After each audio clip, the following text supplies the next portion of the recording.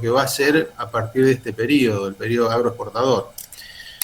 A veces hemos visto que hay alguna confusión con respecto a esos conceptos. A partir de, y ahora sí arrancamos, a partir de 1860, como les decía, no hay una fecha exacta para los... hay muchos historiadores que toman 1860 y en líneas generales, pero se ha adoptado también la fecha de 1880, que esto arrancaría con la presidencia de Julio Argentino Roca. A partir de ahí, la capital federal, la ciudad de Buenos Aires, actualmente Cava, la ciudad de Buenos Aires, pasa a ser capital federal, con lo cual empieza a tener una serie de beneficios importantísimos. Desde el punto de vista político veníamos, esa época también es muy conflictiva, siempre con la pelea unitarios federales, con esa concepción. Pero a partir de ahí comenzó la historia moderna de Buenos Aires.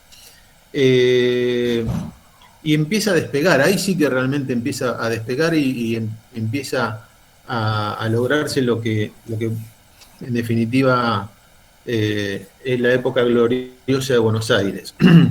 La élite gobernante eran políticos liberales conservadores. Y las palabras liberales y conservadores casi que son antagónicas.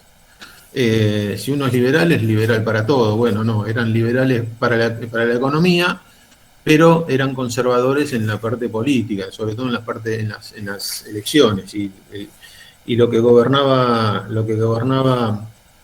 al país eran élite, ¿no? Todo arrancando ya desde un poco lo que vimos, la concepción que se tuvo siempre desde Buenos Aires, en el ida y vuelta entre unitarios federales. Bueno, los que estuvieron en la clase pasada, el videíto que vimos ahí de Bernardino de Rivadavia, del empréstito de la banca que tomó en Inglaterra. Y todo el tema de la cesión de tierras a 293 familias. Bueno, esa era la élite que gobernaba Buenos Aires. A partir de ahí hay una fuerte alianza económica con Gran Bretaña. Gran Bretaña, esta es una época en donde hay fuertes capitales extranjeros, había dinero para desde Europa invertir en las colonias. Argentina fue, en ese sentido, tuvo una alianza muy fuerte básicamente con Gran Bretaña. Y se empiezan a ver y se empieza a manifestar también urbanísticamente. Uno de los puntos que son destacables, digamos, urbanísticamente se empiezan a ver reformas importantes en la ciudad de Buenos Aires. El ferrocarril toma su máximo desarrollo. Hay creaciones del ferrocarril en función de todo el apoyo a toda la industria agropecuaria. Muta toda lo que es ganadería, sale por el puerto de Buenos Aires. También se empieza a desplegar la ganadería, el ganado vacuno es lo que toma más importancia, también la agricultura, y el ganado ovino también se empieza a desplazar un poco para el sur, pero también toma gran influencia y gran importancia. En el desarrollo urbanístico lo que podemos destacar es, bueno, como habíamos anticipado en la clase anterior, El ingeniero Eduardo Madero desarrolla todo el puerto nuevo, un puerto moderno para la época, que sería emblemático. Hay edificios públicos también emblemáticos. La élite gobernante de ese momento tomaba como ejemplo a las ciudades europeas, sobre todo a París. Hay un montón de palacetes emblemáticos de la ciudad de Buenos Aires que son diseñados por arquitectos europeos, tanto franceses como italianos, y se trae auténticamente todos los materiales, se los trae ya desde Europa y se los arma acá. Imagínense el poder económico que tenían esas 300, 400 familias dentro de la ciudad de Buenos Aires. Como edificios públicos emblemáticos podemos mencionar, fue la época que se construye el Congreso Nacional, el Palacio de Justicia, el Teatro Colón. Bueno, Buenos Aires en ese sentido empieza a desarrollarse urbanísticamente como el dicho que luego, el mote que se le dio, que era Buenos Aires la Reina del Plata. Vamos a ver un videito cortito y yo lo voy cortando y vamos agregando algunas cosas. Les voy a compartir pantalla.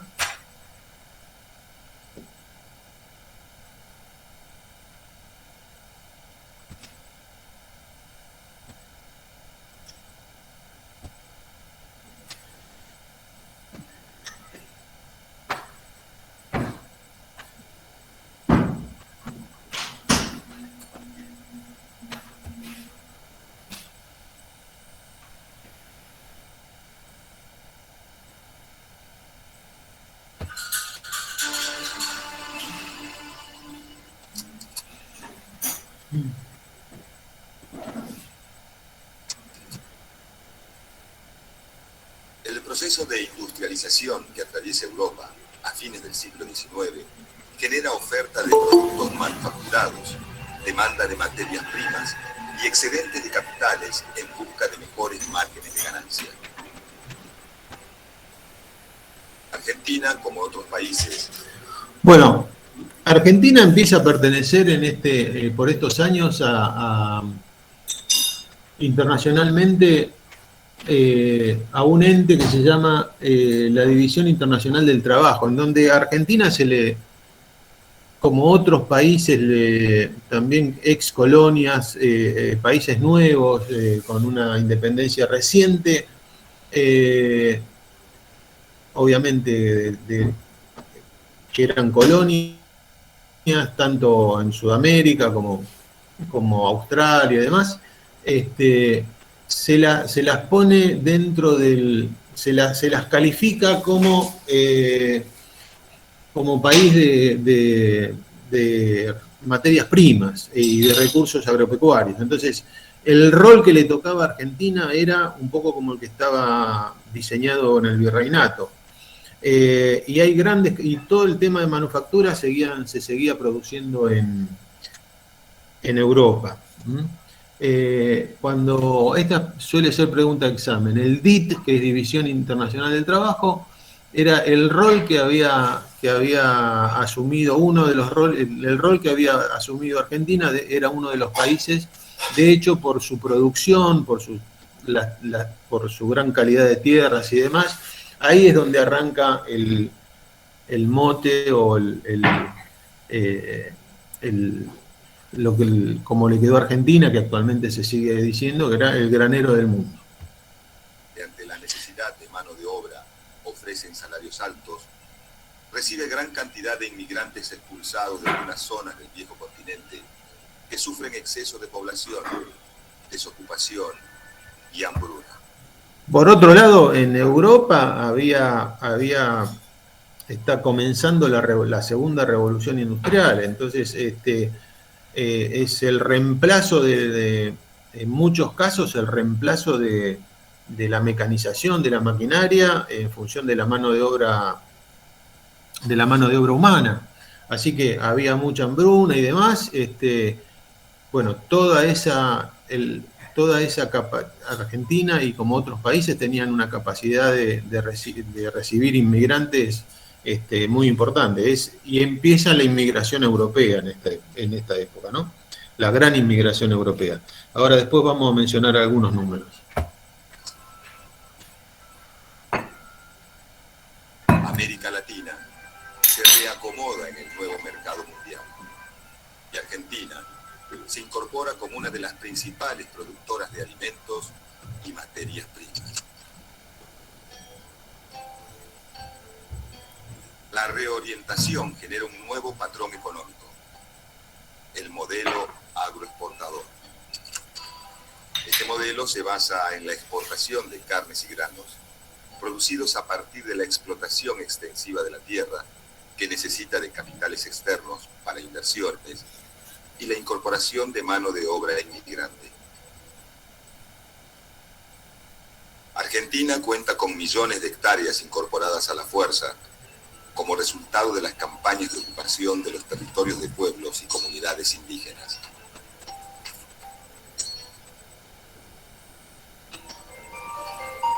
La expansión de la frontera agrícola, el desarrollo del sistema ferroviario, el alambrado de los campos. Bueno, en ese momento había mucho dinero de capitales fundamentalmente británicos y algo de franceses y de alguna otra nación europea. Y Argentina comulgaba muy bien, como dije al principio de la presentación, comulgaba muy bien, la élite del gobierno argentino, del gobierno nacional argentino, comulgaba muy bien con Gran Bretaña.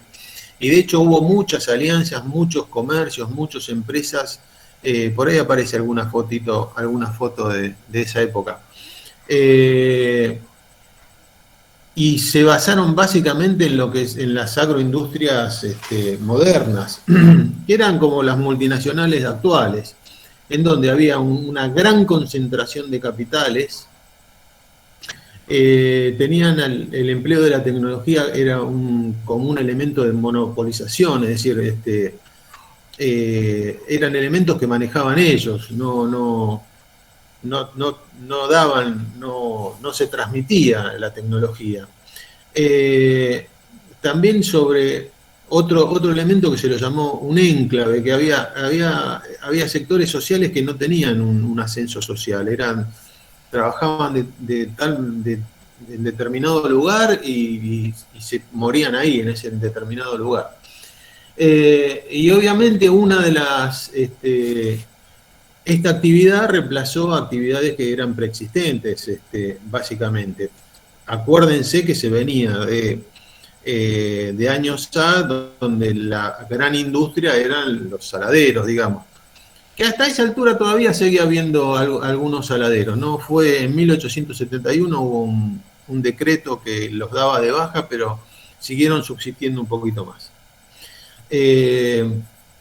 ¿Qué pasaba con el tema de recursos naturales y impacto ambiental? Y bueno, había cambios, había cambios que eran sustantivos. ¿Por qué? Porque se crearon, como bien decía en el video, hubo muchísima inversión en temas de ferrocarriles.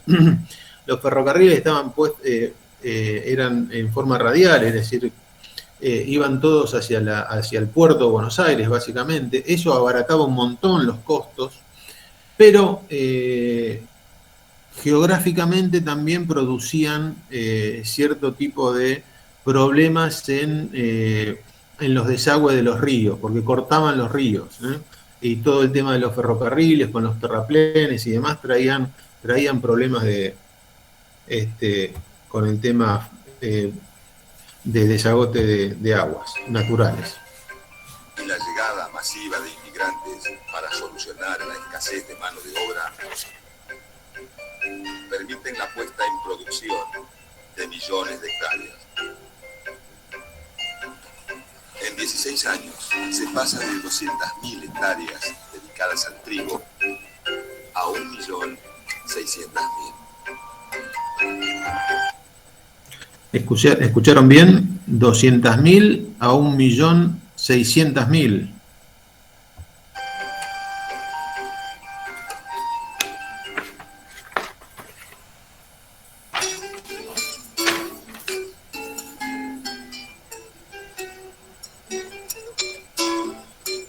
Los capitales ingleses invierten en la construcción de puertos y líneas férreas para favorecer la exportación de productos agropecuarios y la introducción de manufacturas. El modelo era absolutamente parecido a la época virreinal. Buenos Aires produciendo materias primas e importábamos manufactura.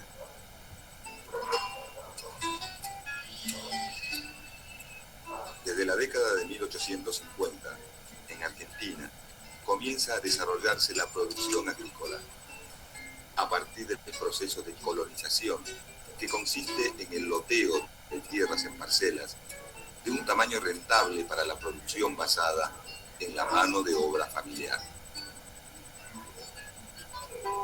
Los gobiernos de Santa Fe y Entre Ríos y los empresarios colonizadores privados garantizan el asentamiento de extranjeros y ofrecen facilidades de crédito para pagar la tierra y capital a través de instrumentos. Bueno, acá encontramos una gran diferencia entre lo que era algunos gobiernos federales con respecto al gobierno unitario nacional.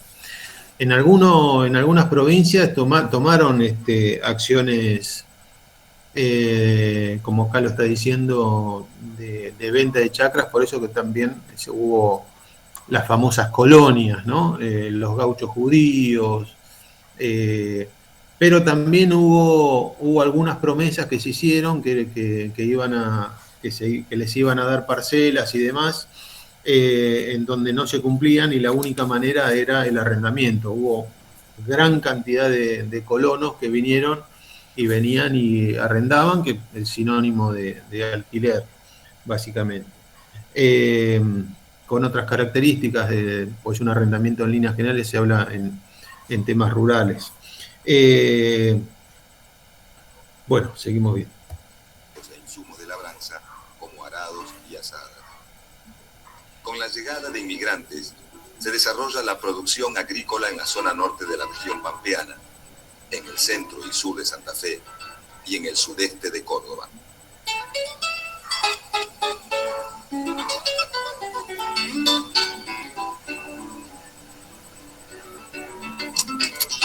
El resultado más inmediato de la colonización es hacia la década de 1870, el inicio de las exportaciones de trigo y maíz.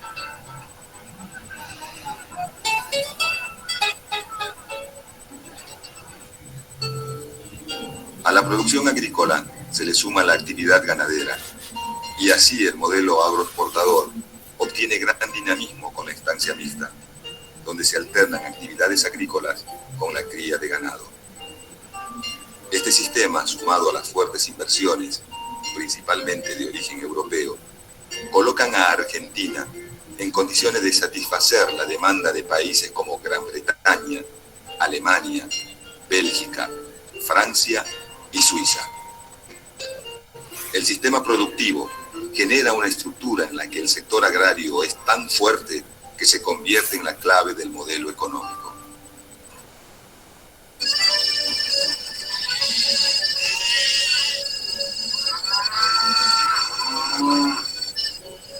Con la importación de sementales que producen más kilos de carne en menos tiempo, se perfeccionan las razas ganaderas según el gusto de los diferentes mercados que las consumen.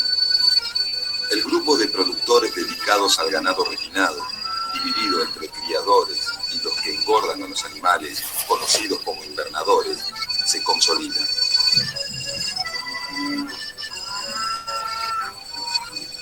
Los invernadores, por su posición de intermediarios, son quienes fijan el precio en el mercado de la carne. Hasta fines del siglo XIX, el ganado se exporta en pie, es decir, vivo. Pero a principios del siglo XX comienza la exportación de carne congelada y luego enfriada.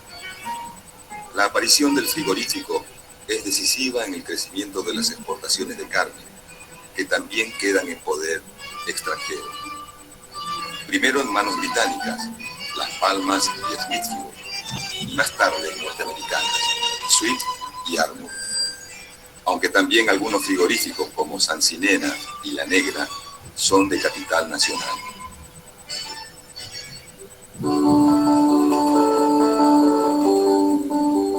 El progreso económico para abastecer el creciente mercado alcanza a la provincia de Mendoza con la industria del vino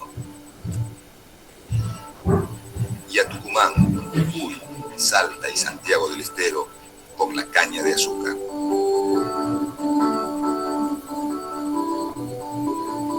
El Estado, a través de tarifas aduaneras a la importación, protege estas actividades productivas. Alienta y garantiza obras de infraestructura que permiten conectar a las regiones productoras con los mercados consumidores. En el norte de Santa Fe, parte de Corrientes, Chaco y Santiago del Estero, se inicia un proceso de explotación de los bosques de quebracho, principalmente por parte de la compañía La Forestal del Chaco, una empresa de capitales ingleses con aportes de accionistas franceses y alemanes.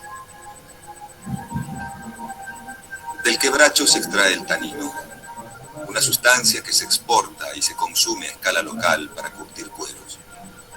Además, la madera del quebracho se utiliza para producir durmientes de ferrocarril y postes. En Santa Fe, la construcción del ferrocarril abarata la salida de los productos. Bueno, acá algunas consideraciones. Tanto la explotación de la caña de azúcar con los ingenios, ahí como se marcaba en Tucumán, Salta y Jujuy, y la explotación del quebracho, son actividades de extracción de recursos naturales, de materia prima. Con lo cual, sobre todo lo del quebracho, los bosques ahí en chaqueños, hicieron desastres. Fundamentalmente, creaban como pequeñas, eran pequeñas ciudades en donde los obreros trabajaban, vivían, habían colegios, habían almacenes de ramos generales. Entonces la forma de pago era a través de vales, y el obrero trabajaba de lunes a sábado y todo lo tenía que comprar en los mismos almacenes que eran de la misma compañía. Entonces no era una esclavitud propiamente dicha, porque no lo era, pero toda la vida de la gente que trabajaba ahí estaba centralizada ahí. Así que ellos, estas empresas, que eran empresas de capitales extranjeras básicamente, con respecto al tema del quebracho hicieron desastre, ¿no? Y con el tema de la caña de azúcar, la metodología de explotación era lo mismo. Los ingenios eran también como pueblos en medio de la nada. Tal vez la explotación no fue tan tremenda porque estos bosques eran irreparables. La caña de azúcar tiene un proceso desde que se planta hasta que se cosecha y demás. Pero bueno, el tema del bosque chaqueño fue tremendo con este tema. Y alienta la instalación de fábricas de tanino, obrajes, talleres, almacenes y poblados en las zonas que atraviesan. Y todo esto, los ferrocarriles le eran funcionales porque eran también de capitales británicos, así que le cerraba por todos lados el negocio. A muchas de las tierras fiscales apropiadas durante las campañas de ocupación del norte patagónico se las utiliza para la ganadería extensiva. Hacia ellas se traslada el ganado ovino, desplazado de la pampa húmeda por el desarrollo de la agricultura y el ganado bovino. Así, se genera un paisaje de contrastes entre los escasos valles con irrigación destinados a la agricultura intensiva y con mayor cantidad de habitantes, y las miles de hectáreas que quedan sin poblar y sin explotar por la gran especulación con el precio de la tierra. 6 millones de hectáreas quedan en manos de un puñado de propietarios.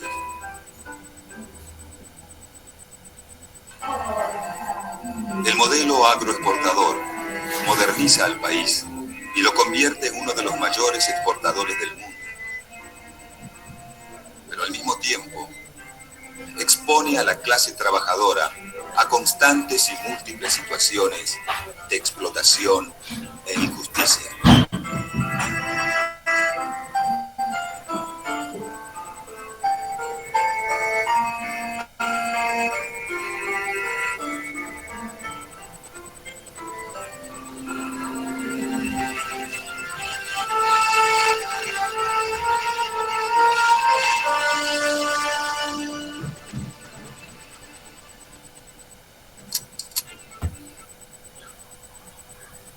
Bueno, vamos a salir de acá.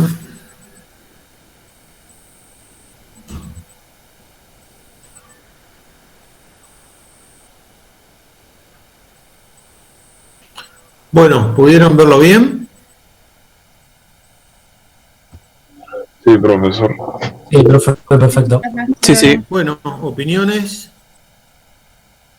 ¿Opiniones?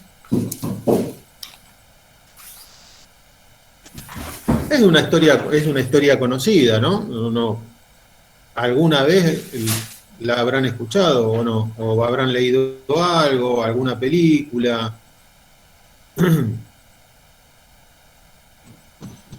¿No? ¿Nada? ¿Ningún comentario? Ni bueno ni malo. A ver, miremos, no, porque estamos siempre criticando, miremos la parte buena. La parte... ¿Se podría hacer un comentario? Sí. Sí, Juanma. Que nos ayudó a industrializar un poco el país. Bueno, sí, exactamente. Se venía de tiempos, esos tiempos también no eran fáciles. Siguieron siendo difíciles. Había revoluciones, conatos, levantamientos. Toda la inmigración europea, que era de clase, en líneas generales, clase baja obrera, también trajo vientos de algunos derechos, derechos de los trabajadores, anarquistas. Bueno, fueron épocas, no fueron todas épocas fáciles. Pero bueno, la parte positiva, digamos que la parte positiva, digo que básicamente para Buenos Aires, porque Buenos Aires la ventaja que tenía era que por el puerto salía, era la puerta de entrada y salida de todos los negocios. Imagínense que los impuestos, muchos quedaban acá, las mejoras quedaban acá, las empresas de servicios que se ponían alrededor del cuerpo. Bueno, Buenos Aires evolucionó, pero era Buenos Aires básicamente. Buenos Aires en una época, ahora a ver si encuentro algunos datos, toda la inmigración, mucha inmigración se quedaba en Buenos Aires, porque alguna venía, no sé si venía engañada o equivocada, pensaban que les iban a dar tierra, como hemos mencionado en alguna otra clase, tipo las colonias de Norteamérica, en donde les cedían tierras, eran tierras en el fin del mundo, pero eran tierras al fin y ellos eran propietarios. Acá no, acá tenían que venir básicamente como colonos y como arrendadores. Les tiro algunos números de la parte positiva, digamos. En redes de transportes ferroviarios, hacia 1890 se crearon 12.000 kilómetros. El 50% era de capitales británicos, el 50% del capital usado en los ferrocarriles. Bueno, algo que ya dijimos, con un diseño radial, con un centro en los puertos. Los dos puertos más importantes eran Buenos Aires y el segundo en importancia era Rosario. Obviamente que en esas instancias no se hablaba de impacto ambiental ni nada que se le parezca. Pero bueno, como ya se los mencioné en medio del video, todo el tema de terraplenes, de los ingleses para el tema de la construcción de trenes eran especialistas. Imagínense que en sus colonias, y tenía colonias muy amplias, amplias en territorio, digo, tenían mucha experiencia, así que ellos construían a partir de la cota máxima de lluvia que tenían de conocimiento. Ahí construían por arriba, porque entonces todos los trenes iban sobrelevados. Bueno, todos esos eran barreras en contra de los desagües naturales de las aguas. Todo eso traían problemas. Cuando había tormentas y demás, se empezaron a crear lagunas artificiales. No es que se creaban para turismo, se creaban en función del no desagote. Eso traía problemas en algunos campos. Bueno, todo ese tipo de temas era problemático. Aparece el frigorífico ahí a los primeros años del siglo XX, porque pasamos de los saladeros, ya el tema esclavitud ahí estaba. Los saladeros, la carne salada no la comía, creo que lo mencionamos, no la comía la clase alta de Europa, lo comían básicamente los esclavos. Bueno, al desaparecer la esclavitud en la mayoría del mundo, por lo menos, ya ese mercado no existían más. Bueno, se mutó a la exportación de carnes vivas y después eso rápidamente mutó al crearse los frigoríficos, así que casi que paulatinamente pasamos de los saladeros a los frigoríficos. Por eso yo le decía, los saladeros, ustedes cuando se habla de saladeros, automáticamente vayan ubíquense en la zona de colonial, no tanto colonial, básicamente colonial criolla. El tema del frigorífico ya es periodo agroexportador. Empiezan a ver los alambrados, el aparcelamiento alambrado. Eso significa que el alambre aparece básicamente con la explotación del ganado. Para agricultura no es necesario el alambre. Es más, no es conveniente el alambre. Y hubo una mutación de lo que habíamos hablado en su momento, de esas gramíneas que medían casi 2 metros. Ahora las tierras eran uno pasaba y dicen las crónicas de esa época que cambió totalmente, pasaron de ser hierbas duras, altas, a gramíneas a pastito tierno, ¿no?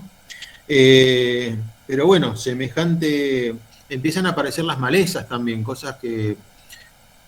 malezas que a veces son difíciles son problemáticas para sacar. Bueno, a ver algo más, si me estoy olvidando de algo. Algunos datos.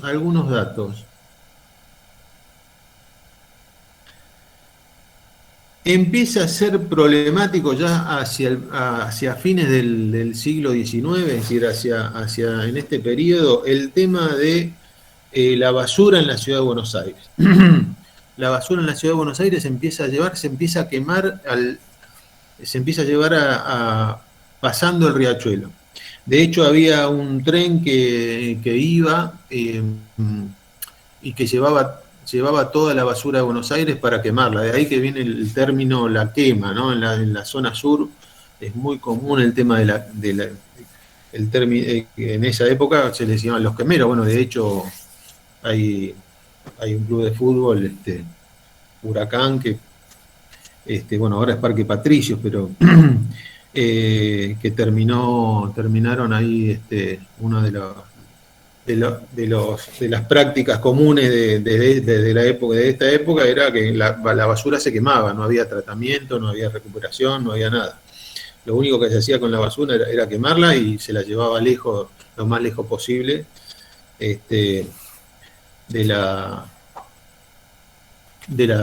ciudad, ¿no? Bueno, a ver qué tenemos. Bueno, ¿preguntas hasta acá? ¿No? Bueno, Profe, una pregunta. sí, las que quieran. ¿Puedes repetir la red de trenes? Más o menos, ¿hace cuánto creció? Los trenes, sí, a ver, porque te digo bien el año. Eran 12.000 kilómetros.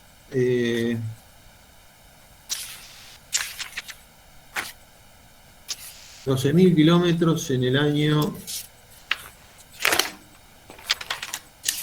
Dame un segundito.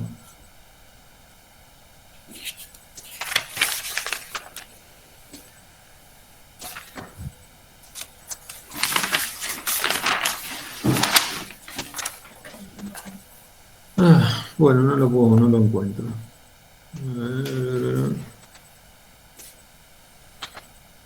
Bueno, ya lo voy a encontrar y te lo digo, pero sí, fueron 12.000 kilómetros aproximadamente. En 1890. Hay un cuadrito que hoy lo vi, que lo separé.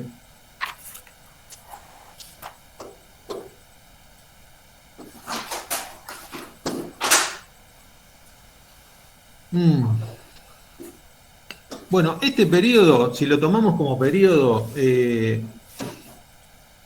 decimos que va a ser desde 1880 a 1930, ¿no? Cuando está terminando el periodo, les voy a dar algunos datos que realmente asustan. Por ejemplo, en Buenos Aires, el promedio de vida era de 34 años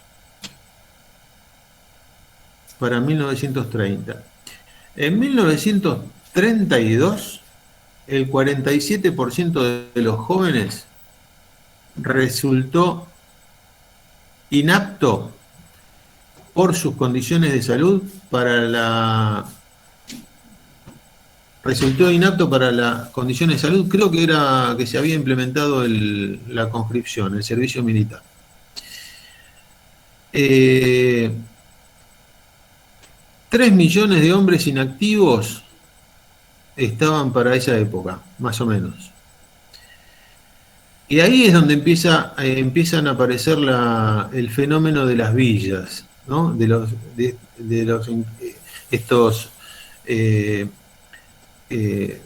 la vivienda precaria.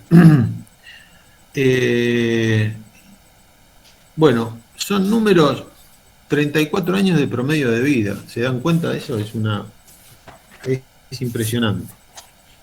Bueno, algunos temitas más que se dieron en este periodo. Y me organizo un poquito. Bueno, entonces quedamos que eran 12.000 kilómetros en 1890. ¿Está bien? Sí, gracias. Consulta, ¿qué porcentaje había dicho que resultó inapto por las condiciones de salud? El 47% de los jóvenes. Ahí está, gracias. Bueno, obviamente que había un déficit del tema sanitario, gran porcentaje no había, la mayoría no tenía agua corriente, la mayoría no tenía cloacas cuando existía en el mundo, ¿no? Bueno, un poco empieza a ver con la evolución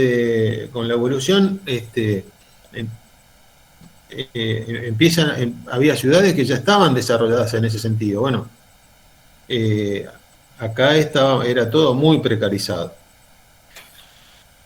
A ver si me dejan ver un segundito. Seguimos.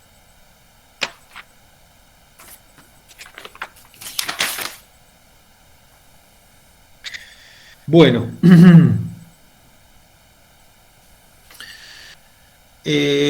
Hacia principios de siglo, bueno, la red ferroviaria había expandido en forma impresionante. En 1905, en 1913 aparece el subte. Es el primero en el hemisferio sur. ¿En qué año, profe? 1913. Empieza a existir también el fenómeno del taxi. Tal es así que tuvo tanto éxito en la ciudad que a partir de eso se crean los colectivos. A partir de la década del 20. Sigue habiendo mucha inmigración europea. Acá también le tiro dos números que les va a impactar. En 1895, la ciudad de Buenos Aires y alrededores, la ciudad de Buenos Aires, tenía 650.000 habitantes. En 1914, es decir, menos de 20 años, sobrepasaba el 1,5 millones de habitantes, de las cuales el 50% eran extranjeros.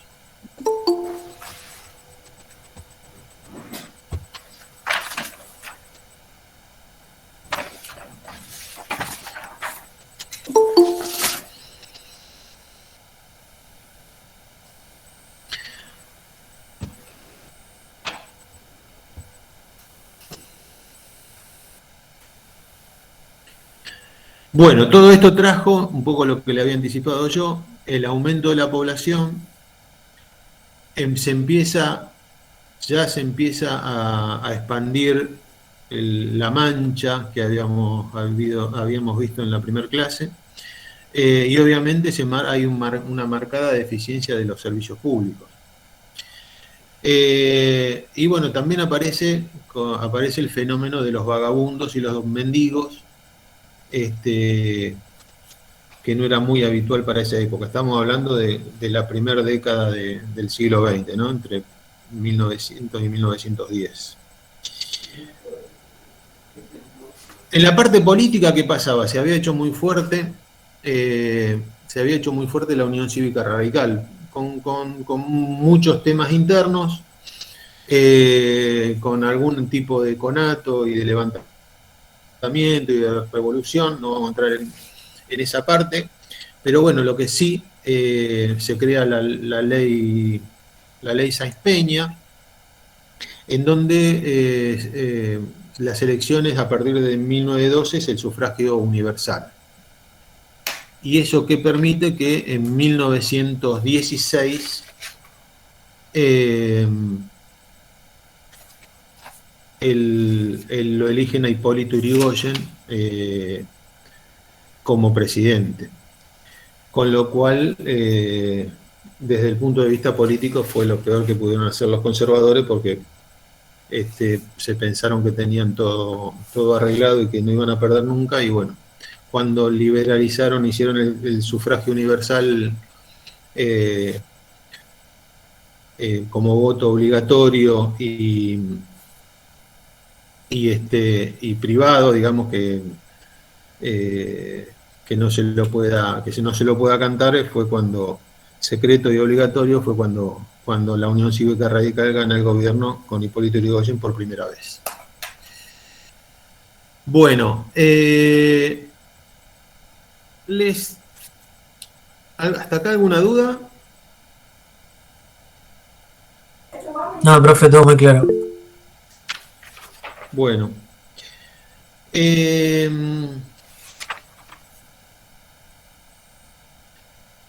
Nosotros en la clase anterior vimos dos videitos con el tema de las reformas borbónicas, y el otro video sobre la ley de enfiteusis, sobre el empréstito Bering.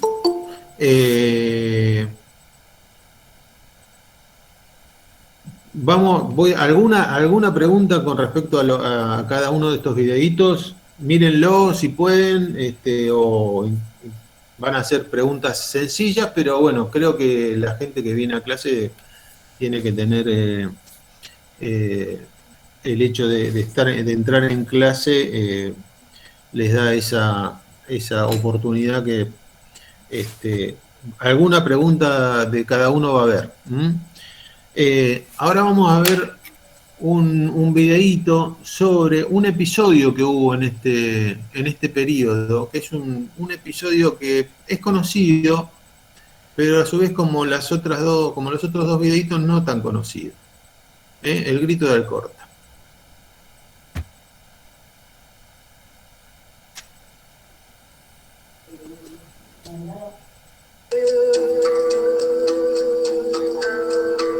No está compartiendo, profe. Perdón, no lo estoy compartiendo, ¿no?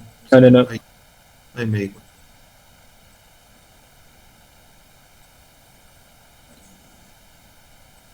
Ahí voy a compartirlo.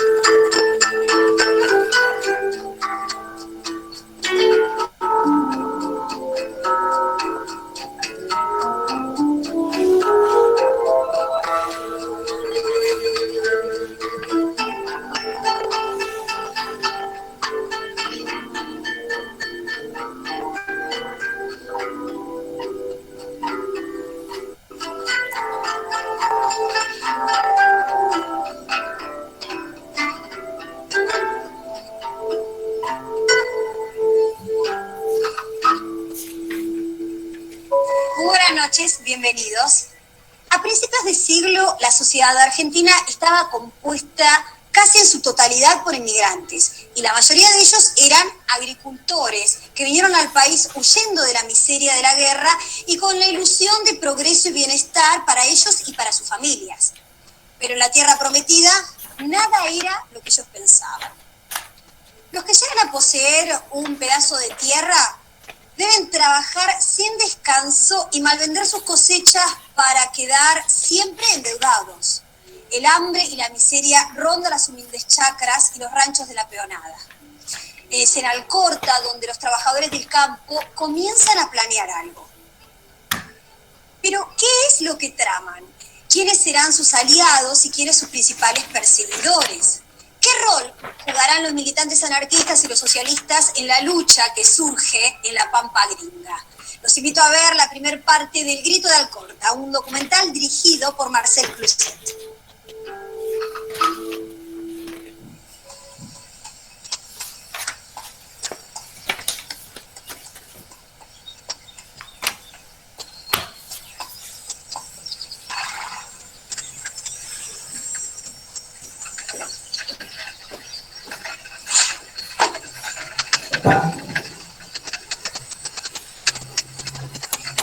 De todos los rincones de la Pampa, los chacareros y sus familias acuden al punto de reunión acordado, el pueblo de Alcorta.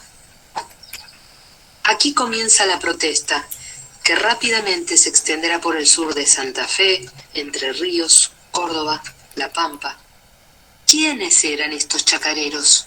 Hombres y mujeres que desde hace más de un año se reunían en secreto, tan secreto que la policía los tenía fichados a todos y los arriaba a talerazos de la pulpería o el sótano del Vasco para encerrarlos en la comisaría, cuando no en los tribunales de Rosario o la cárcel, acusados de extranjeros subversivos. ¿Quiénes eran Fontana, Sales, Capdevila, Mena, María Robotti, los Netri? ¿Qué exigían cuando el domingo 25 de junio de 1912, ante el local de la Sociedad Italiana de Alcorta, declararon la huelga?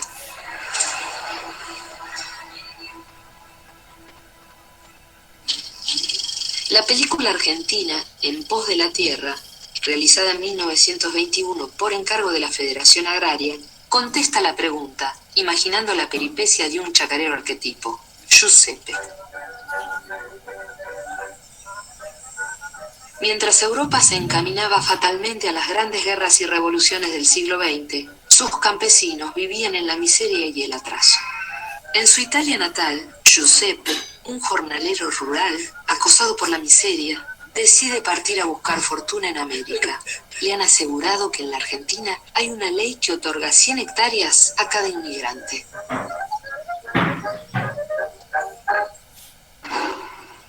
«100 hectáreas de propiedad, cuando en su país el que labraba 2 era considerado rico». Giuseppe se decide a buscar fortuna en América, como tantos otros, italianos, españoles, rusos, suizos, turcos, polacos, alemanes, franceses, irlandeses.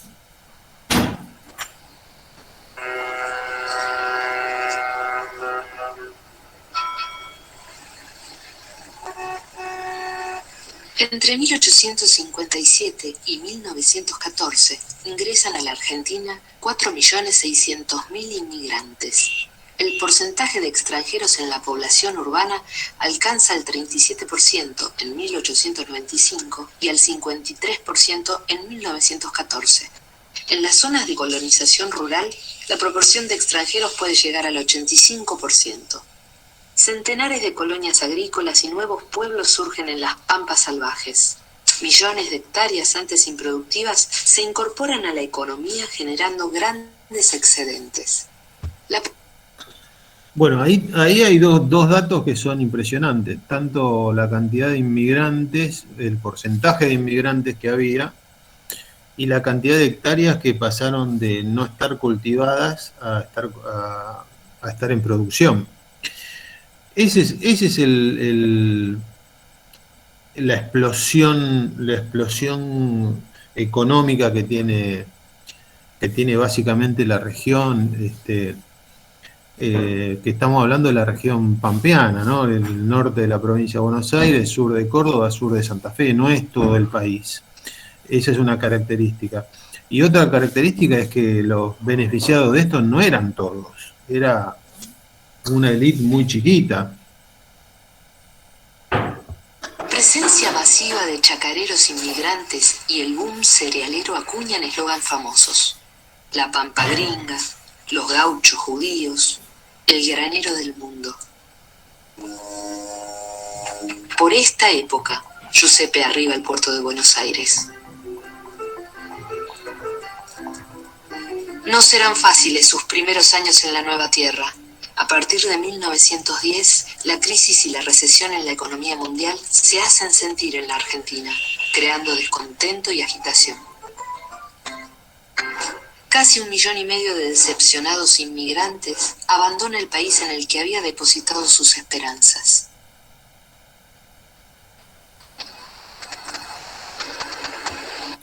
Bueno, ese es un dato que yo cuando lo vi, estaba armando la clase, me pareció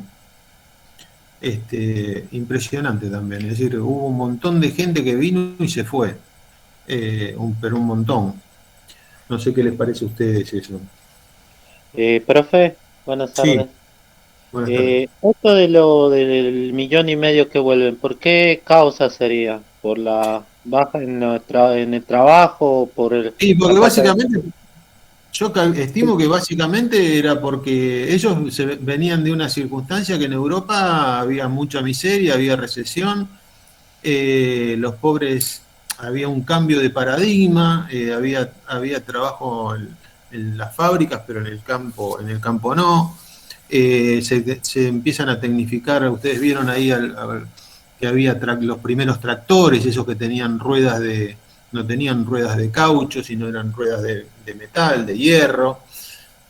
Todo eso hace que se empiece a se empieza a cultivar muchísimo, pero en forma mecanizada. Entonces había mucha mano de obra que se dejó en desuso. Bueno, toda esa gente, a muchas evidentemente se las engañó porque le estaban diciendo que le iban a dar tierras y después no se cumplía con eso.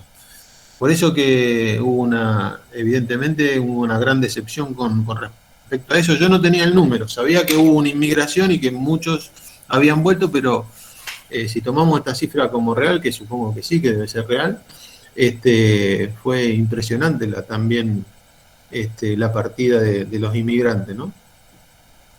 Profe, digamos, Sí. ¿tuvo algo que ver con que ya los países de Europa empezaron a tercerizar lo que sería la agricultura y la ganadería y ellos se enfocaron más en lo que sería productos ya manufacturados?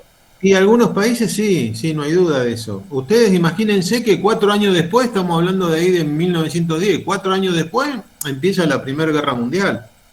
Es decir, había las guerras en líneas generales, sobre todo en esa época, también marcaban muchas deficiencias.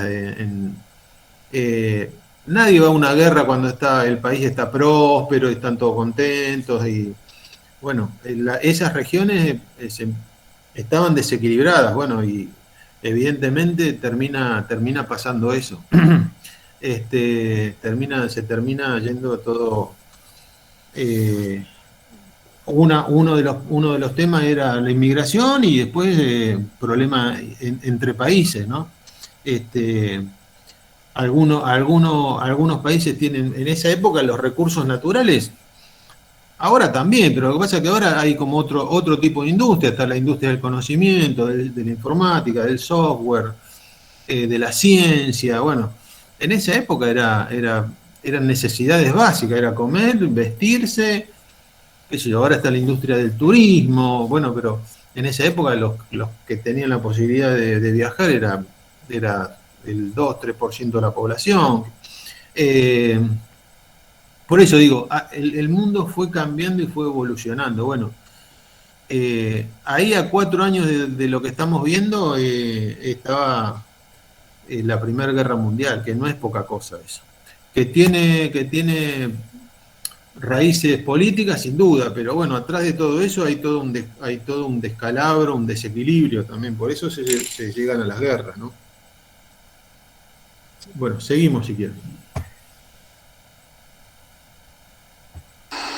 Giuseppe, que pasa a llamarse José, no consigue más que changas temporarias.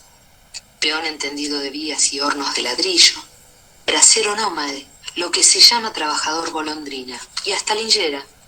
En la gran urbe primero y en el campo después, sufre desocupación, hambre, intemperie, injusticias, desespera por traer a su familia. Esta es la historia, chicos y chicas, esta es la historia de muchas de nuestras familias. Yo soy hijo de españoles, bueno, mis padres no vinieron en esa época, vinieron mucho después, vinieron fines de la década del 40, en el 49. Pero bueno, seguramente muchos antepasados de ustedes, o de alguno de ustedes, esto si no lo pasó, lo vivió muy cerquita. Es la historia de Argentina, básicamente. Imagínense que estamos hablando que en determinado momento más del 50% de la población era de inmigrantes, era de extranjeros. Esto lo vivió mucha gente en Argentina a principios del siglo pasado.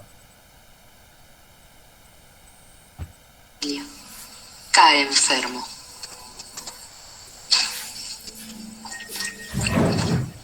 De la tierra prometida por la propaganda gubernamental, ni noticias.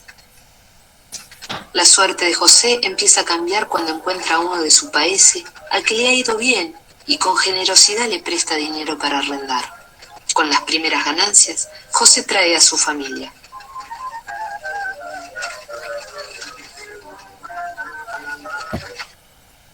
El tema del trabajo del trabajo en el campo, del trabajo rural, en Europa era muy conocida. De hecho, siempre Sarmiento, que ha sido una persona que lo han halagado muchísimo y criticado muchísimo, porque tenía como cosas muy positivas y cosas muy negativas. El tema de la inmigración europea básicamente está basado en ideas de Sarmiento, es decir, que la parte positiva de Sarmiento es con respecto a la educación, a la obligatoriedad de la educación primaria, a la cantidad de colegios creados y demás, pero después Sarmiento era un tipo que detestaba a toda la clase baja, a los obreros, a los gauchos, a los pueblos originarios. Él lo que quería era persona de ojos claros, decía, ¿no? Gente de ojos claros. Como que era, como que los pueblos, la gente de los pueblos, los mestizos, toda esa gente la denigraba en determinado momento. Así que estas fueron políticas basadas en uno de los que propuso este tipo de políticas fue Sarmiento.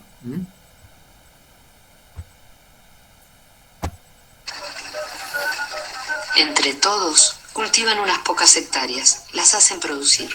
Maíz, trigo, lino, alfalfa. Pero los dueños de la tierra no están dispuestos a compartir la riqueza. La codicia y la especulación disparan el valor de los alquileres. Surge una clase de intermediarios que alquilan al propietario para parcelar y subarrendar a los recién llegados en contratos crecientemente usurarios. José no tiene más alternativa que aceptar estas condiciones leoninas.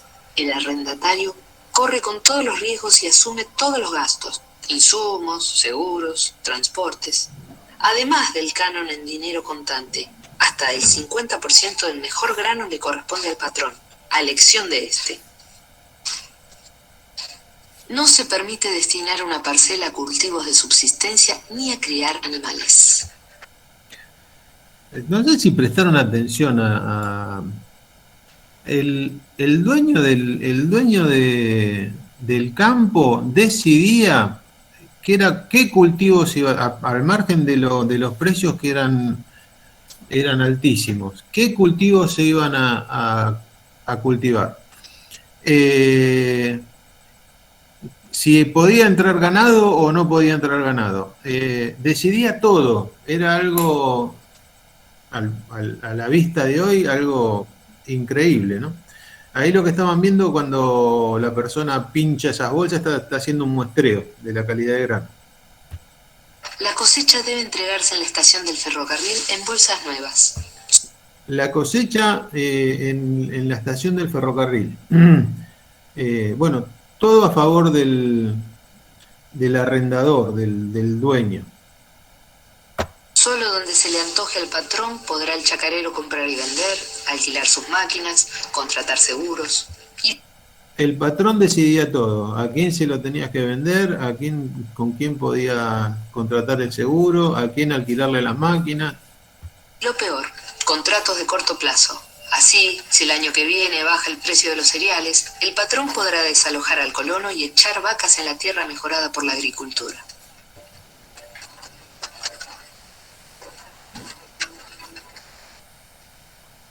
En 1911, a la caída abrupta de la demanda mundial de cereales, se agregan voraces mangas de langosta, persistente sequía y, para rematarla, granizo. La cosecha resulta mala en cantidad y calidad. José queda en la miseria, con deudas que no puede saldar.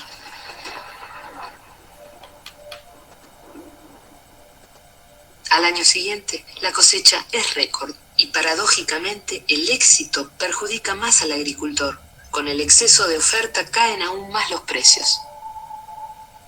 Tras pagar los arrendamientos, el residuo no alcanza para compensar las pérdidas del año anterior ni pagar las deudas. En pueblos y chacras se discute y se conspira. Surgen protestas aisladas y espontáneas. Los chacareros están arruinados.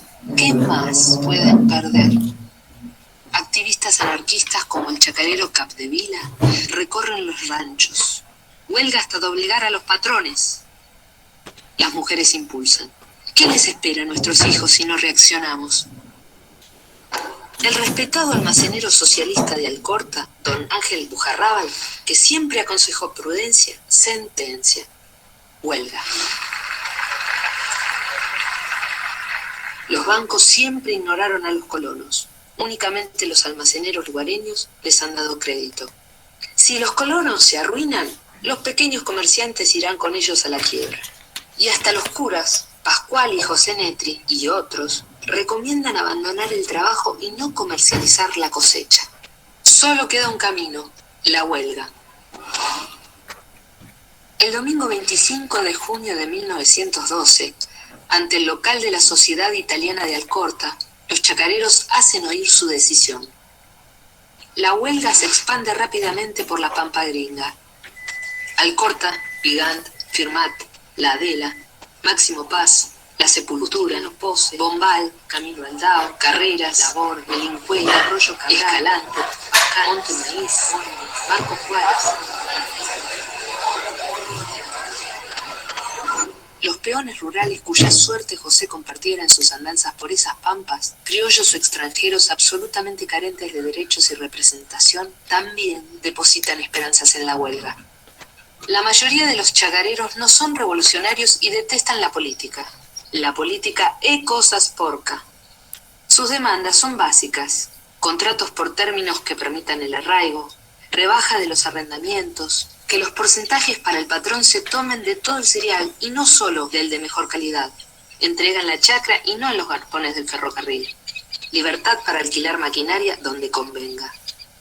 El reclamo mínimo de contratos más equitativos se radicaliza en los sueños de anarquistas como Capdevila o Mena. La revolución social está en marcha. Levantemos entonces la mirada y empuñemos el rojo pendón de la libertad y de la justicia, sublime enseña de nuestra redención. Llegamos al fin del primer bloque. Muchísimas gracias por los mails que nos están llegando. Bueno.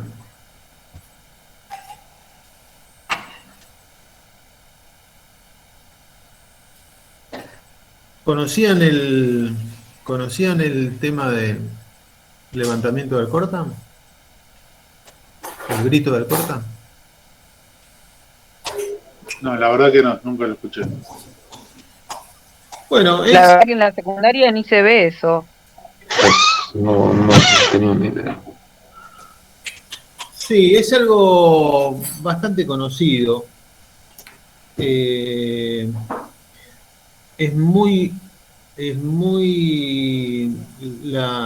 una bandera que la levanta mucho el socialismo en líneas generales, ¿no? Bueno, y otro episodio que al final no busqué un videito, que debe haber algún videito. Fíjense del tema de la Patagonia trágica, de la semana trágica, que fue un episodio que hubo en la segunda década del 20. Hay una película de Brandoni, cuando Brandoni era la Patagonia rebelde, que es bastante de la década del 70, creo que. Pero es sobre el levantamiento también de un grupo socialista en la Patagonia. Y también, bueno, era para reclamo de las condiciones de trabajo, básicamente, ¿no? Que eran semi-esclavos. Bueno, un poco acá eran tan leoninos los contratos de arrendamiento que hizo que esta gente, que en líneas generales vivían en el campo, no eran por ahí la gente que vivía más en Buenos Aires, que estaban más, eran obreros de fábricas o ese tipo de perfil, eran más combativos, pero para que esta gente se termine levantando era porque ya el agua ya la estaba llegando, les tapaba la nariz, le había tapado la boca y llegaba más. Entonces era casi como que no hacer nada, lo obligaban a hacer cosas, a hacer este tipo de reclamos, ¿no? Bueno, si les parece, vamos a hacer un pequeño repasito de alguna pregunta que hemos sacado de los exámenes que se tomaron en febrero. Les vuelvo a repetir, las preguntas terminan siendo fáciles. Muchas veces la no contestación o la contestación mal es porque no están directamente en tema. Pregunta número 1 de uno de los exámenes. Dice, durante el periodo del modelo agroexportador, ¿están todos atentos a esto? Sí, sí. Bien. Durante el periodo del modelo agroexportador, y las 5 respuestas son: surge a consecuencia de la caída de la bolsa de Wall Street. La A, ¿no? La B, propone el cierre de las exportaciones y el fomento de las industrias nacionales. La C, periodo en que se lleva adelante la estatización de los ferrocarriles. La D, la Argentina tiene como principal cliente a Inglaterra, exportándose materias primas a ese país. Y la E, se establece el primer gobierno de Juan Domingo Perón. La C, No profesor. sé, la de los ferrocarriles, ¿no? Sí, eso para mí. Me parece. La relación con Inglaterra es. Les repito, bueno, hasta ahora quedan 2 ahí en pie. La C sería periodo en que se lleva adelante la estatización de los ferrocarriles. No, no, la B. Eso no es. Y la D, la Argentina tiene como principal cliente a Inglaterra, exportándose materias primas a ese país. Y no, porque Inglaterra, la relación comercial. Para mí es la de Perón. era por toda Europa la entrega de materia prima. Vamos. Perón todavía no existía ahí en. Claro. Perón, el primer gobierno de Perón es en el 45. Estamos hablando de 1880, a partir de 1880. Ni siquiera entramos en el siglo XX. No hay duda de que la Argentina tiene como principal cliente a Inglaterra, exportándose materias primas a ese país. Era lo que hablamos. El tema de los ferrocarriles, no lo estatizaron, los ferrocarriles no eran del Estado, ¿eh? Cuando vienen los ingleses y aportan los capitales, eran... Cada 50% de capital de ellos. Claro, 50% que ponían el capital, pero aparte la explotación era de ellos, no era... Después, ¿La estatización no la hizo Perón? Claro, después la termina haciendo la estatización Perón. Sí, en un momento dijo usted que lo que invertía mayor capital eran los ingleses y los franceses. Pero básicamente los ingleses, algo los franceses también, y creo que los alemanes también, pero bueno. Igual no había tampoco capital nacional como para hacer inversiones de esa magnitud en ese momento. O sea, tenían que ser extranjeros. No Y había básicamente eran extranjeros. El capital estaba acá, estaba ceñido básicamente a grupos muy reducidos, que no se... que tal vez estuvieran asociados, digamos, pero lo que venían a apostar fuerte eran porque les interesaba, no para hacerse los buenos, básicamente, venían a hacer negocios. Imagínense que a ellos el apostar a invertir en los ferrocarriles era para traer los granos al puerto más barato, flete más barato, y terminaba cerrando el círculo. Bueno, teniendo en cuenta también, por ejemplo, el caso de Estados Unidos, hubieran también inversiones extranjeras muy fuertes, pero la diferencia es que al estar bien federalizado el país, no estaba concentrado el poder. Entonces, ahí digamos la revolución o la producción se diversificó, no se concentró en una ciudad como Buenos Aires, por ejemplo, en el caso argentino. Totalmente, sí. En determinado momento, que no me estoy acordando ahora, lo leí, pero no lo leí hoy.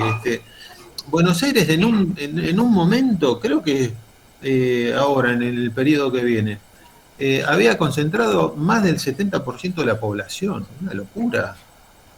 Una locura. Imagínense que hoy supongamos que tengamos, no sé, 47, 48 millones de habitantes, bueno, si el 70% estuviera localizada en la ciudad, bueno, en la metrópoli, acá en lo que es Gran Buenos Aires. No sé, un 50 por estaríamos que hubiera 30 y pico millones acá era una locura eso. Bueno, vamos a seguir con otra, a ver un par de preguntas más, a ver si aparecen. Bueno, pero el nivel de las preguntas, chicos, son estos, no, en los finales, no. Hay que estar en tema, obviamente, ¿no? A ver, esto no sé si lo tocamos, pero dice, la crisis en el mundo del año 1930 produjo las siguientes consecuencias. No lo vimos ¿no?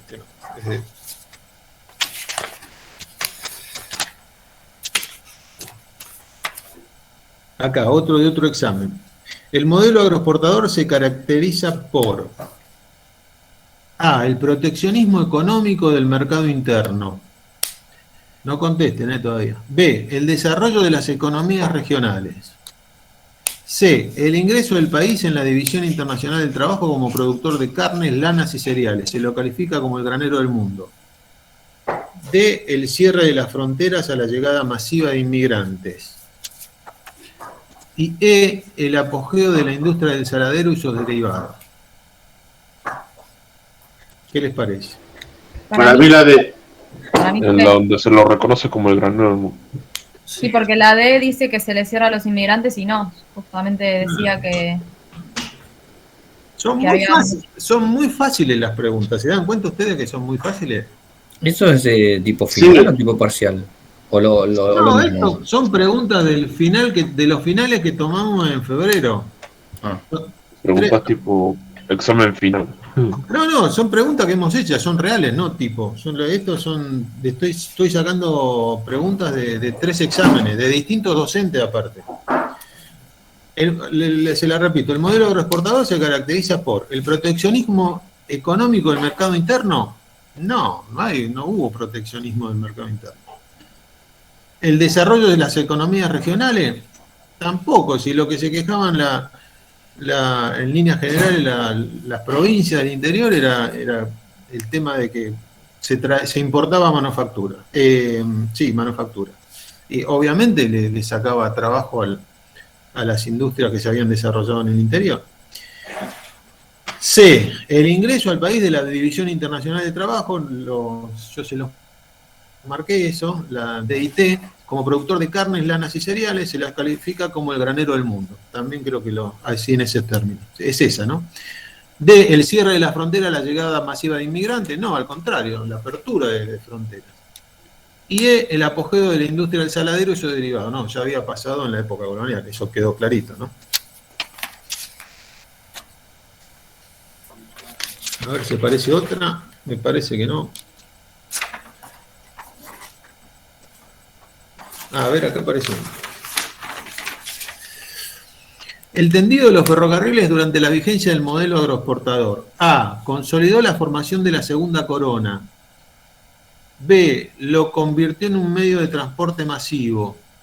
C, trajo como consecuencia la implementación de las reformas borbónicas. D, complementó y completó los efectos del puerto. E, ninguna es correcta. Profe, ¿puede repetir la pregunta? La B. Digo, la consigna. Sí. La consigna es el tendido de los ferrocarriles durante la vigencia del modelo agroexportador. Y ahora viene la respuesta. 2 puntos. A, consolidó la formación de la segunda corona. No, en ese momento no había segunda corona. B, lo convirtió en un medio de transporte masivo. Si no había segunda corona, transporte masivo tampoco. C, trajo como consecuencia la implementación de las reformas borbónicas. Las reformas borbónicas fueron en la época... Ya la pasamos. Virreinal, sí, ya, así, en 1770 y pico, 100 años atrás. Y D, complementó y completó los efectos del puerto. Esa es la correcta. ¿Está bien? Bueno, todas las preguntas en líneas generales son así, son muy simples. Algunas que otras les vuelvo a repetir, los que vemos los videitos seguramente alguna pregunta va a haber. No se lo tienen que estudiar de memoria ni nada de eso, estar en tema básicamente, ¿no? Si le decimos el grito de Alcorta, no es un cantante que desafinó, es un episodio que pasó en la ciudad de Alcorta, en Santa Fe, ¿está bien?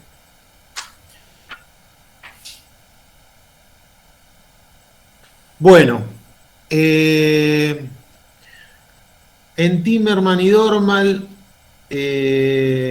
pueden complementar, hay varios de los datos estadísticos, era el paper que también está dentro de lo mismo, está resumido lo que sería todo el módulo 1, porque no sé si habla de la parte neoliberal, pero me parece que algo toca también. Ese paper lo tienen que leer, porque habla de peronismo. Sí. Profe, ¿eso sí. está en el campus? Todo está en el campus, sí. Buenísimo, gracias, profe. No, de nada. Profe, sí. O sea, ¿de qué materiales se sacó lo que vimos hoy? Hoy hay un poquito de todo. Hay mucho de Timerman Dormal, lo que le acabo de decir. A la parte de recursos naturales, de impacto ambiental y eso, yo tomo mucho como base también a Brailovsky. Brailovsky es un autor que el tipo es economista, pero sabe mucho de medio ambiente y correlaciona los dos temas. A veces se va mucho con el tema de recursos naturales y demás, que es su fuerte, digamos, a pesar de que él es economista, como tiene título de base. Pero bueno, yo algunas cosas las tomo de ahí. Todo está en el campus. Ustedes, si quieren, está todo correlativo. Entren en material de clase. Hay 3, dice módulo 1, módulo 2 y módulo 3. Está toda la bibliografía por clases, toda la parte sustentatoria de lo que vamos diciendo. No le digo que lean todo porque son 3 libracos, 3 apuntes enormes de 400 páginas, pero si tienen ganas de leer un poquito el tema de Brailovsky, pero lo básico es lo que yo lo que le vengo marcando. Hasta ahora les di 3 papers para leer. El del INDEC, el de Bertoncello y este de Timerman Dolman. En principio les voy a tomar de ahí y las cosas que fuimos diciendo en la clase y los videitos que vimos en la clase, por lo menos los temas. Bueno, como nos sobra un poquito de tiempo, nos vamos a ir a meter, pero nos vamos a meter con un video sobre el periodo ISI, industrialización por sustitución de importaciones. Si no lo terminamos de ver, -5 corto y lo retomamos la próxima clase. ¿Está bien? Sí, profe. Perfecto. Bien.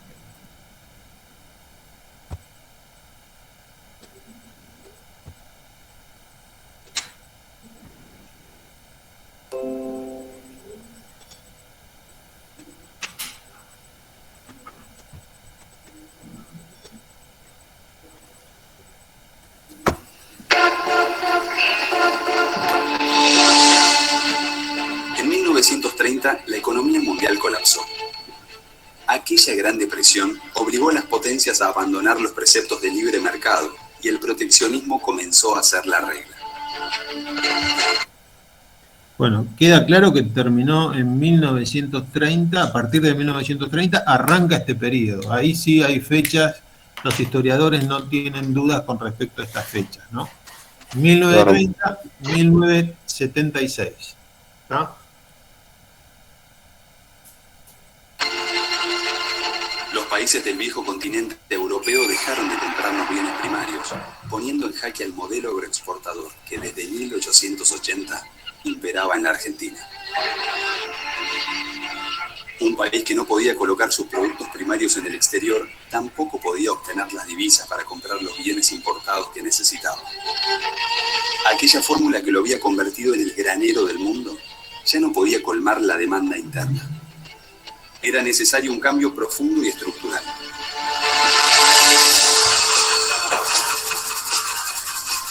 Un cambio que abasteciera tanto la demanda de bienes de consumo como de trabajo.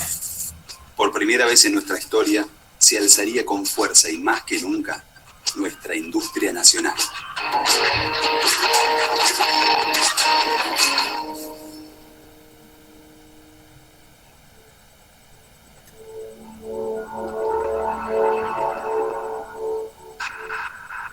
La crisis económica. Bueno, algo para que tomen en cuenta. El peronismo siempre se hizo un poco cargo de esta sigla, de la industrialización por sustitución de importaciones. Pero bueno, hasta acá el peronismo no existía como opción política, ¿no? Estamos hablando de 1930. Ténganlo en cuenta eso también. Es un dato, porque siempre cuando se habla de peronismo y hablan de la industrialización por sustitución de importaciones, pero esto es anterior al peronismo, en la década anterior al peronismo, es decir, un poquito antes, son casi 15 años del primer gobierno de Perón. La mundial de 1930 trajo muchos cambios, tanto a nivel internacional como en nuestro país. La idea del libre mercado había sufrido un golpe, que también iba a impactar en la industria nacional. La crisis del 30 implica que los mercados a donde nosotros vendíamos caen, nos dejan de comprar. Esto genera una crisis de ventas, caen los precios de los productos primarios, digamos, los alimentos, los granos, las carnes. ¿Algún parecido con la realidad? Es así. 100 años después estamos igual, ¿no? Casi 100 años después. La propia ruptura de la capacidad argentina de vender afuera y con esos dólares traer cosas importadas hace que, bueno, la crisis misma genere una protección para producciones locales.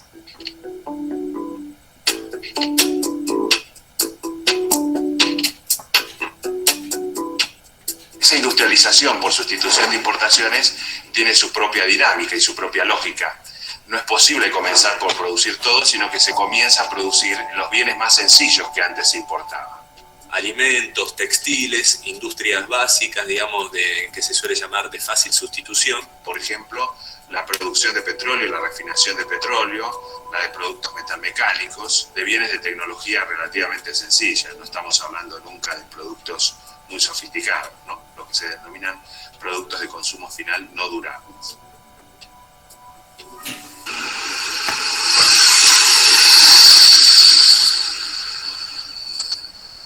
Aunque la primera etapa de la sustitución de importaciones dependió en gran medida de la metalurgia liviana, el general Manuel Savio soñó con construir una verdadera industria pesada nacional. El plan del general Savio fue un proyecto político para industrializar el país, orientando su principal actividad hacia el desarrollo de la industria pesada. Su proyecto buscaba alcanzar la producción de materias primas y materiales básicos para la industria manufacturera, que permitieran al país actuar con completa soberanía. Lo importante del sistema de control y comunicación es que esté interrelacionado. Y mantenerlo en una posición es mantener una dirección. Su primer paso hacia la industrialización argentina fue la creación en 1930 de la Escuela Superior Técnica. La Escuela de Savio se convirtió en el semillero del que surgieron los nuevos ingenieros militares, los cuales se encargarían de la explotación de yacimientos, de la construcción de industrias y de toda la infraestructura para el plan industrial.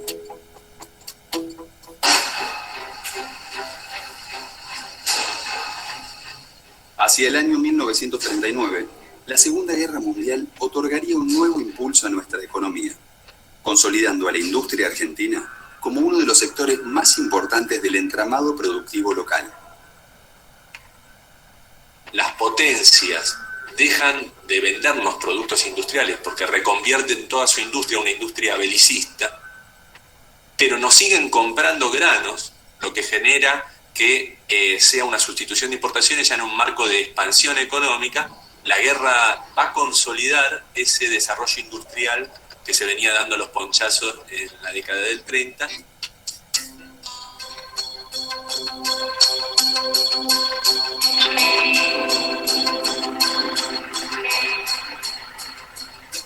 La fase de industrialización mostraba sus limitaciones. Al restringirse la producción industrial a ciertos productos, era necesario adquirir las materias primas en el exterior, lo cual implicaba también una mayor dependencia.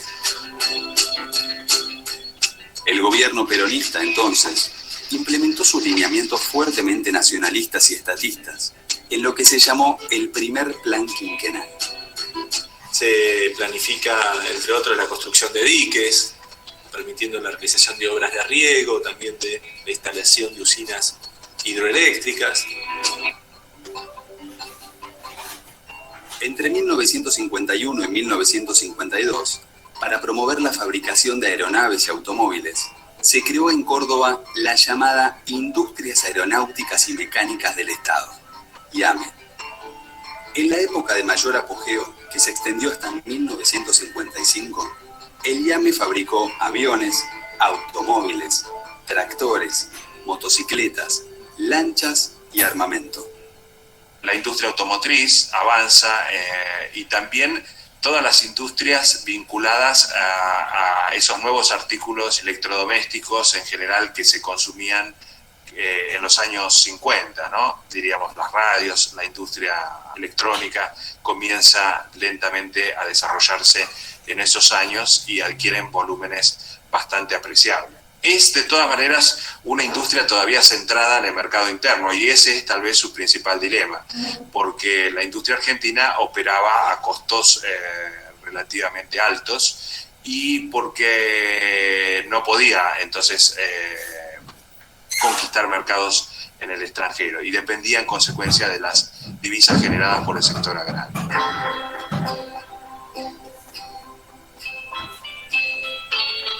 Como parte de la política de sustitución de importaciones, en 1947 se aprobó por ley nacional el Plan Siderúrgico Argentino que había elaborado el general Sabio, más conocido como Plan Sabio.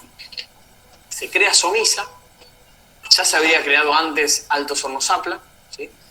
Yendo desde la rabio, yendo desde el mineral hasta el laminado del acero, en lo que es aceros especiales, y después se crea Somisa, ¿sí? Que también pasa a ser la principal empresa de acero de Argentina.